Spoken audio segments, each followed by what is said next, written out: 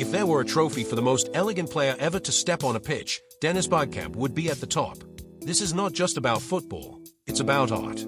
Every touch, every pass, and every goal seemed written by someone who understood the game in a unique way.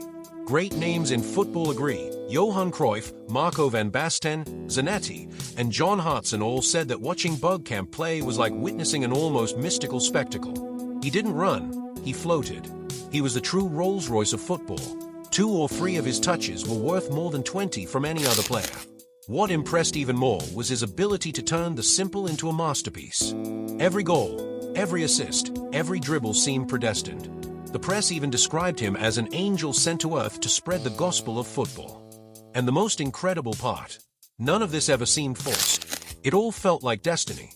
Bergkamp was born into an ordinary family with a gymnast mother and an amateur footballer father.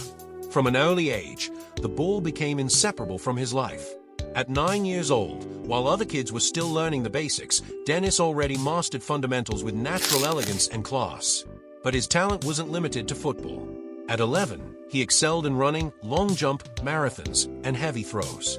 Still, he found all of that boring. Football was the only place where he felt true passion.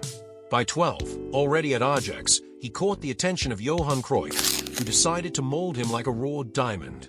Cruyff didn't just want a star, he wanted a complete player, someone who could play in every position and understand the game in its entirety. By the age of 15, Bergkamp was already facing veterans, showing maturity and game intelligence far beyond his years. He became a true Swiss Army knife, learning to play in every position, developing vision and anticipation that would become his trademarks. Bergkamp's debut for Ajax's first team came at 17, in an almost impossible scenario, the Champions League quarterfinals. A match postponed due to school commitments didn't diminish the young man's determination. With the club's help, he crossed the continent between exams and training sessions, proving his discipline and commitment. On the field, Dennis did not disappoint. Coming on only in the final minutes, he impressed so much that on the return leg, Cruyff placed him in the starting lineup. The press and fans were stunned. A 17-year-old dominating European matches seemed impossible. In less than a month as a starter, Bergkamp already showed signs that he was destined for greatness. Despite his talent, Bergkamp faced challenges. Ajax went through turbulent years, with constant coaching changes and instability within the squad. Still, Dennis remained firm. The arrival of Louis van Gaal changed everything. Van Gaal understood that Bergkamp was not a traditional number 10 and positioned him as a false 9, creating a role that is now a global reference. The result was explosive. Dennis scored 13 goals in 13 games, transforming Ajax into an offensive machine. His reading of the game, anticipation, and refined technique made him the absolute protagonist. He didn't just play, he decided matches with touches that seemed simple but carried almost supernatural precision. The next step was a transfer to Inter Milan, the most expensive in Dutch football history at the time. Expectations were enormous, but the Italian experience turned into a nightmare. Bergkamp struggled with adaptation, a toxic environment, difficult teammates, and a team that played ultra-defensively. Even so, in European competitions, he shone. Hat-tricks and decisive goals proved that despite the difficulties, his talent was undeniable.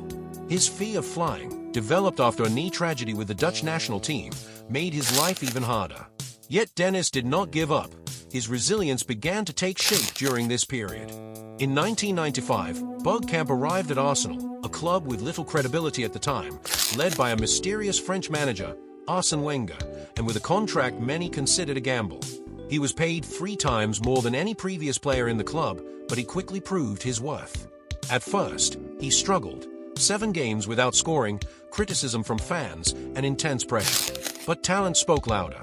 In decisive matches, he scored goals from outside the box, delivered assists with impossible passes, and led the team to national and European titles.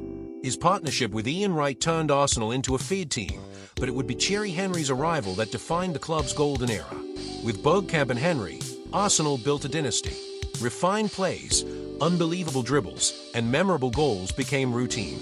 Bergkamp continued to shine in decisive moments, such as the 1998 World Cup, and he amassed titles and international recognition. He became a global reference, was elected PFA Player of the Year, fought for the Ballon d'Or, and was part of building a historic generation. His ability to decide matches with minimal touches, vision of space, and tactical intelligence defined not only his career, but also the history of modern football. Even at 37, Bergkamp continued to deliver quality, goals, assists, and leadership on the pitch. His farewell at Arsenal marked the end of an era. The stadium that had witnessed his magic was almost demolished, symbolizing the close of a chapter that changed the Premier League and world football. Dennis Bergkamp was not just a player. He was an artist, a visionary, and a master.